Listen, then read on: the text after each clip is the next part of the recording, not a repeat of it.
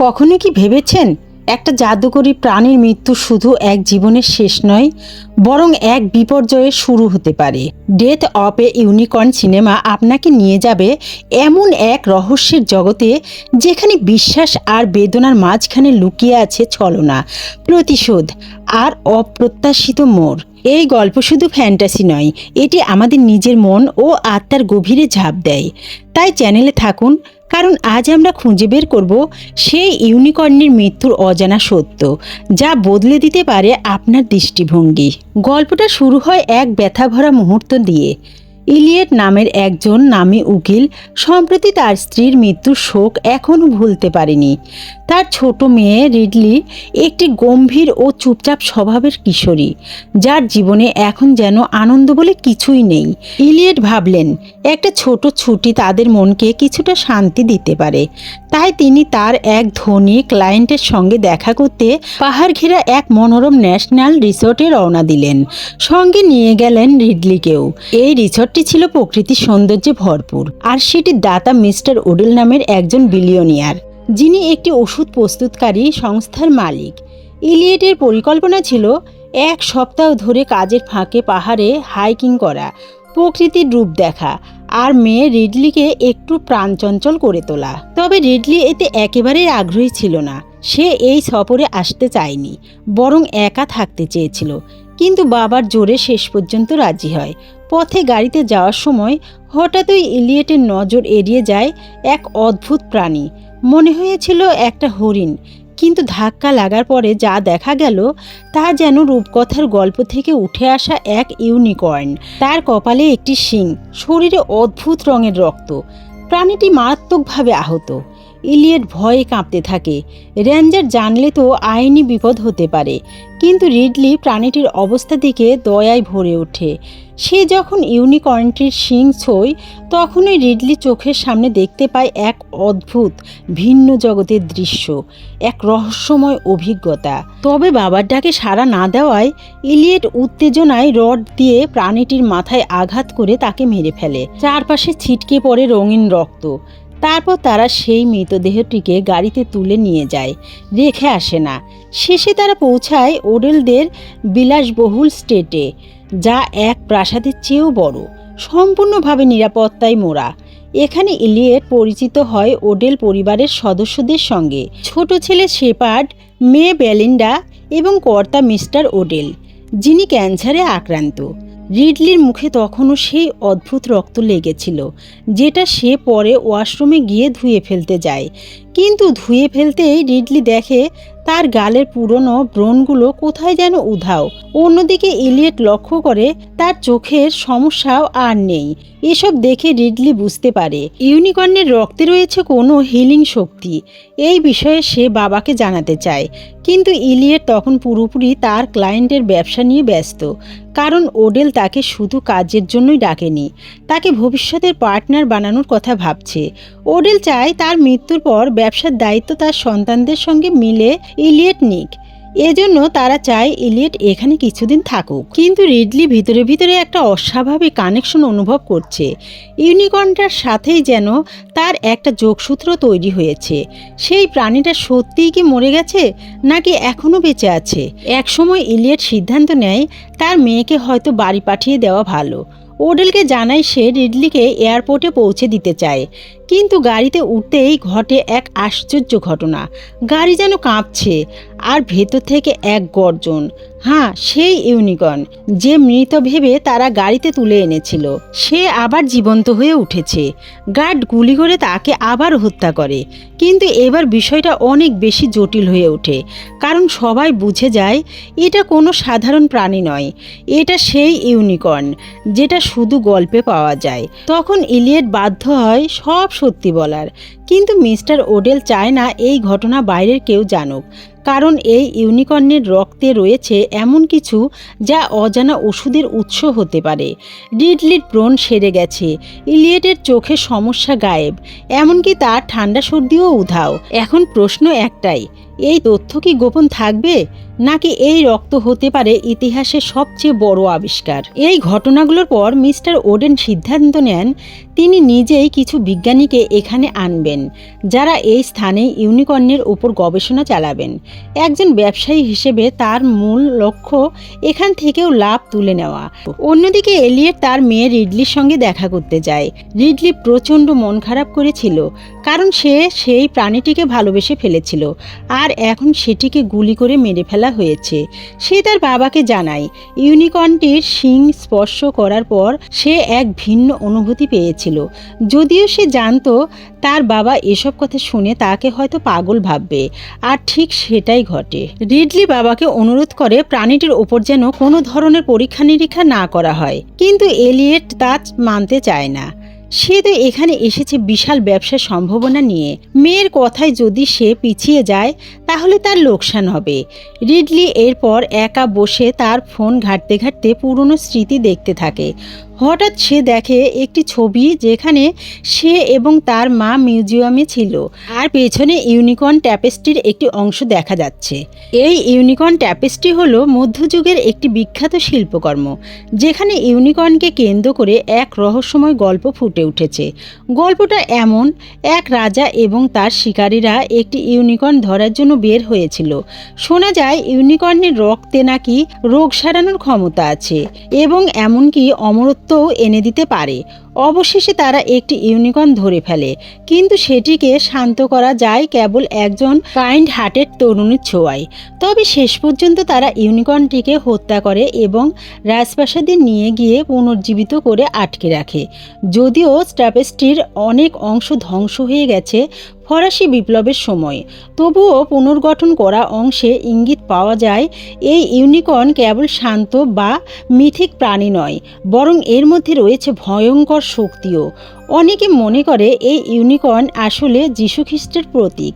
Ridley যখন এইসব তথ্য জানতে পারে তখন বুঝতে পারে এই ইউনিকর্ন কোনো সাধারণ প্রাণী নয়, এটি ভয়ঙ্কর এবং প্রতিশোধ পরায়ণও হতে পারে। তার শঙ্কা সত্যি হয়ে ওঠে যখন কাছের এক জঙ্গল থেকে একটা ভয়ানক গর্জন শোনা যায়। আতঙ্কে এলিয়েট আর শেপার্ড ঘরে ঢুকে পড়ে। এরপর আসেন দুই বিজ্ঞানী, ডক্টর ভাটিয়া এবং ডক্টর সং। তারা এলিয়েট এবং রিডলির রক্ত পরীক্ষা করে এবং সেই মৃত ইউনিকর্নের শিং বিশ্লেষণ করে জানতে পারেন সেই শিং এখনও কিছু বায়ো ইলেকট্রিক সিগন্যাল ছড়াচ্ছে। এটি এক ধরনের জাদুকরী শক্তি যা ইউনিকর্নকে সহজে মরতে দিচ্ছে না। আর এই কারণেই হয়তো এলিয়েট ও রিডলির মধ্যকার শারীরিক বা মানসিক সমস্যা অদ্ভুতভাবে ঠিক হয়ে যাচ্ছে। মিস্টার ওডেল জানেন তার হাতে আর বেশি সময় নেই। তিনি ক্যান্সারে আক্রান্ত, আর এই কঠিন সময়ে তিনি ডাক্তারদের বলেন শেষ পর্যন্ত লড়াই চালিয়ে যেতে, কারণ তিনি হাল ছেড়ে দিতে চান না। তার একটা শেষ চেষ্টা বাকি আছে। ইউনিকর্নের শিং থেকে এক ধরনের ডাস্ট সংগ্রহ করা হয় যা ইনজেকশনের মাধ্যমে ওডেলের শরীরে দেওয়া হয়। ওডেল বুঝতে পারেন এলিয়েট তার পরিবারের জন্য অনেক কিছু করেছে, তাই যদি এই এক্সপেরিমেন্ট সফল হয় এবং ওষুধ সত্যিই কাজ করে তাহলে লাভের একটা বড় অংশ এলিয়েটকেও দেওয়া হবে। এটা স্পষ্ট জানিয়ে দেওয়া হয়। তবে এলিয়েটের মেয়ে রিডলি কিছু অদ্ভুত ব্যাপার বুঝতে পারে। আগের রাতে জঙ্গলে সে এক ধরনের জন্তুর আওয়াজ শুনেছিল।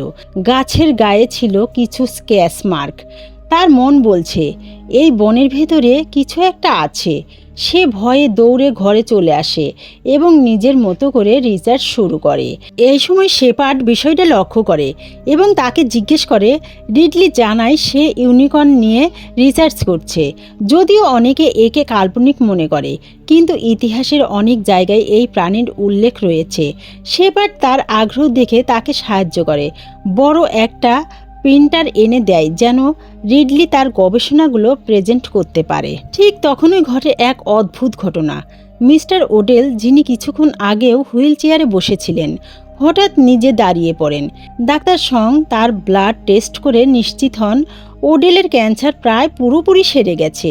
সবাই বুঝে ফেলে তারা একটা বিশাল আবিষ্কার করে ফেলেছে, ক্যান্সারের কিওর। কিন্তু এখানেই সমস্যা, এই ওষুধ আবার তৈরি করা সম্ভব নয়, কারণ ইউনিকর্নের রক্ত বা স্যাম্পেল কেবল একবারই নেওয়া গিয়েছিল। তা দিয়ে নতুন করে ওষুধ বানানো যাবে না। শেপার্ড চিন্তায় পড়ে যায়। তারা কি এটাকে শুধু একটা দান হিসেবে দেবে, নাকি এটা নিয়ে বিশাল বাণিজ্য করবে? ওষুধের পরিমাণ সীমিত হওয়ায় তার চাহিদা আকাশ ছোঁয়া হবে। ওডেল খুশিতে এলিয়েটকে তার পার্টনার বানিয়ে নেয়, আর এলিয়েট আর ওডেল মিলে লাভের হিসাব কষতে থাকে। ঠিক তখনই রিডলি এসে তাদের সামনে দাঁড়ায়। সে বলে, এই কাজটা ঠিক হচ্ছে না। ওই প্রাণীটার থেকে যা নেওয়ার নিয়েছি, এখন সেটাকে মুক্ত করে দেওয়াই উচিত। ওটাই সঠিক কাজ। রিডলি তখন সেই ইউনিকর্ন ট্যাপেস্ট্রির ছবিগুলো দেখিয়ে সবাইকে বোঝাতে চেষ্টা করে ইউনিকর্নকে জোর করে দমন ও ব্যবহার করার চেষ্টা করলে কি ভয়ঙ্কর পরিণতি হতে পারে।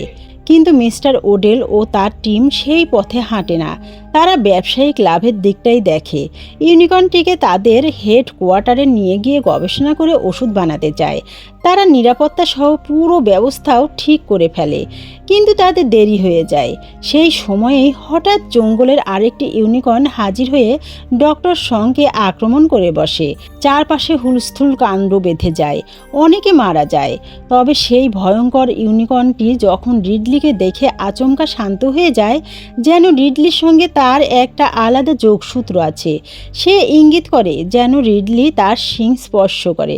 সেই মুহূর্তেই সিকিউরিটির লোকজন এসে ইউনিকর্নটিকে গুলি করে তাড়িয়ে দেয়। এরপর রিডলি সবাইকে বোঝাতে চায় পুরনো ফোকলোরের গল্পগুলো মিথ্যে নয়, এগুলো একটা সতর্কবার্তা। রিডলি জানায়, সে যখন মৃত ইউনিকর্নটির শিং ছুঁয়েছিল তখন যেন একটা ভীষণ দেখেছিল। ইউনিকর্ন যেন কিছু বলতে চাইছিল। সে ভাবে হয়তো এই প্রাণীগুলোর সঙ্গে তার এক ধরনের মানসিক সংযোগ আছে, তাই হিংস্র ইউনিকর্নটিও তাকে কিছু করেনি। কিন্তু লোভে অন্ধ মিস্টার ওডেল এবার নিজেই সেই ইউনিকর্নের শিং স্পর্শ করতে চায়। সে চায় তারও যেন তেমন ভীষণ আসে, কারণ আহত অবস্থায় সেই ইউনিকর্নটি এখনও জঙ্গলে আছে, যে কোনো সময় মারা যেতে পারে। কিন্তু ওডেল ও তার টিম ইউনিকর্নটিকে বাঁচাতে চায় না দয়াবশত, বরং তারা চায় প্রাণীটিকে কাজে লাগিয়ে ওষুধ বানাতে। পুরো টিম অস্ত্রসহ জঙ্গলের দিকে রওনা হয়। এলিয়েটও যেতে বাধ্য হয়, তবে যাওয়ার আগে সে ওডেলকে তার পার্টনারশিপের কথা মনে করিয়ে দেয়। ওডেল বলে, মিশন শেষে সব হবে। অন্যদিকে শেপার্ড তখন বাড়িতে বসে সেই ইউনিকর্নের শিং থেকে বানানো ধুলোর নেশায় বুঁদ হয়ে থাকে। কিন্তু ভাটিয়া লক্ষ্য করে যে ইউনিকর্নটিকে তারা মৃত ভাবছিল সেটি আসলে মরেনি, তার শরীর পচার বদলে নিজে নিজেই সেরে উঠেছে, যেন এই প্রাণীগুলোর মৃত্যু হয় না। রিডলি আবার ট্যাপেস্ট্রির দিকে তাকিয়ে দেখে শেষ অধ্যায়ে দেখা যায় যেই ইউনিকর্নটি হত্যা করা হয়েছিল তাকে আবার জীবিত করা হয় এবং তাকে রাজপ্রাসাদে রাখা হয়। রিডলি তাই আবার তার বাবাকে বারবার সতর্ক করতে থাকে, কিন্তু এলিয়েট এবারও তার কথা শুনতে চায় না। জঙ্গলের ভেতরে তখন আতঙ্কের পরিবেশ। আহত ইউনিকর্নটি হঠাৎ তাণ্ডব শুরু করে, একে একে সিকিউরিটি গার্ডদের মেরে ফেলে। এলিয়েট এবং মিস্টার ওডেল কোনোভাবে বেঁচে পালায়, কিন্তু পরিস্থিতি তখন নিয়ন্ত্রণের বাইরে। আর তখনই বেরিয়ে আসে সত্য। সেখানে শুধু একটি নয়, বরং আরও দুটো ইউনিকর্ন ছিল। তারা মিস্টার ওডেলকে ঘিরে ধরে। ওডেল বোঝানোর চেষ্টা করে সে কিছু জানতে চায়, ক্ষতি করতে নয়। সে চায় ইউনিকর্নরা তাকে তাদের রহস্য জানাক, কিন্তু তার লোভ ইউনিকর্নগুলো বুঝে ফেলে। তারা রিডলির মতো তাকে বিশ্বাস করে না।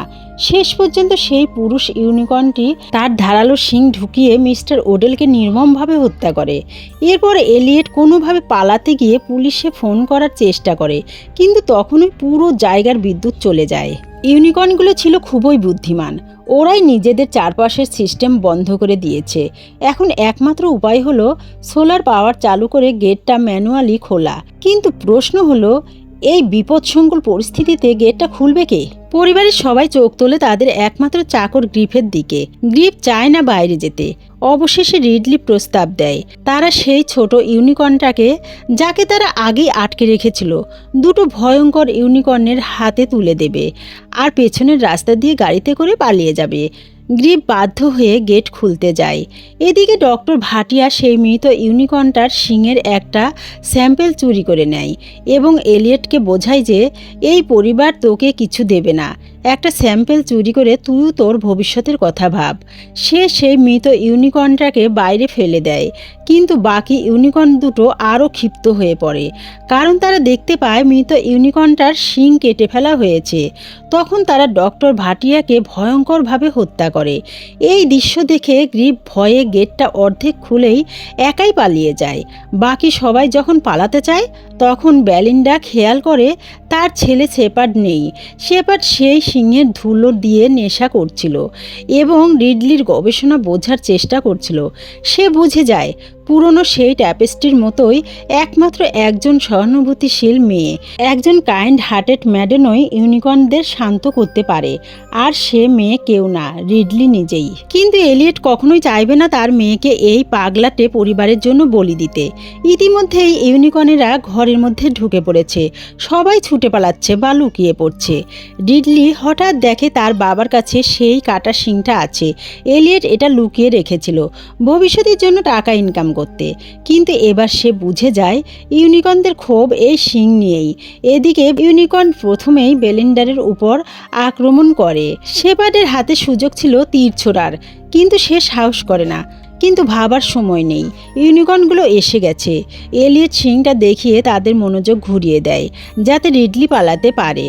ভয়ঙ্কর ইউনিকর্নটা এগিয়ে আসে, কিন্তু রিডলির স্পর্শে একদম শান্ত হয়ে পড়ে এবং পাশে শুয়ে পড়ে। এদিকে এলিয়েট সেই ফিমেল ইউনিকর্নটাকেও শিং দেখে নির্দিষ্ট জায়গায় নিয়ে যায়, যেন সব কিছু একেবারে শেষ করা যায়। শেপার্ড ভেবেছিল এখন সুযোগ পেয়ে সে মৃত ইউনিকর্নের শিং নিয়ে পালিয়ে যাবে, কিন্তু এলিয়েট সেটাকে বাধা দিল। তখন ইউনিকর্নগুলো আবার জেগে ওঠে। প্রথমেই তারা শেপার্ডকে লাথি মেরে বিহবল করে ফেলে। অন্যদিকে রিডলি তার মৃত পিতার কাছে এসে জানায় যদিও সে দীর্ঘদিন চুপচাপ ছিল, কিন্তু তার পিতাকে খুব ভালোবাসে। এলিয়েট মারা গেলেও গল্প এখানেই শেষ হয় না। সেই ইউনিকর্ন দুটি যেগুলো ছোট্ট বাচ্চার শিংয়ের টুকরো খুঁজছিল তা খুঁজে পেয়েছে। তারা শিংয়ের ওই ভাঙা অংশটি আর এলিয়েটকে যত্ন করে রেখে দেয় এবং ম্যাজিক শুরুর জন্য প্রস্তুত হয়। আর এলিয়েট শেষমেশ মৃত থেকে ফিরে আসে এবং সে সেই অদ্ভুত জায়গাটা দেখতে পায় যা রিডলি তাকে বলেছিল। মৃত ইউনিকর্নটিও আবার জীবিত হয় এবং পুরো পরিবার মিলে জঙ্গলে পালিয়ে যায়। আর সেই বাড়ির চাকর পালিয়ে পুলিশ ডেকে আনে। পুলিশ এসে দেখে চারদিকে রক্তাক্ত লাশ পড়ে আছে, আর এলিয়েট ও রিডলি রক্তমাখা অবস্থায় বসে আছে। তারা আসল সত্য বললেও পুলিশ বিশ্বাস করে না যে ইউনিকর্ন এই ঘটনাগুলো ঘটিয়েছে। তাদের হাতকড়া পরিয়ে নিয়ে যাওয়া হয়। ঠিক তখনই ইউনিকর্নের পরিবার এসে গাড়ির কাছে পৌঁছে। তারা বুঝতে পারে এলিয়েট ও রিডলির হাত বাঁধা। তখন ইউনিকর্নগুলো পুলিশের গাড়ির দিকে ধাক্কা মারে যাতে একটি দুর্ঘটনা ঘটে এবং তারা এলিয়েট ও রিডলিকে পুলিশ থেকে মুক্তি দেয়। এভাবেই ডেথ অফ ইউনিকর্ন সিনেমাটি শেষ হয়। ভালো লাগলে অবশ্যই সাবস্ক্রাইব করে দিও।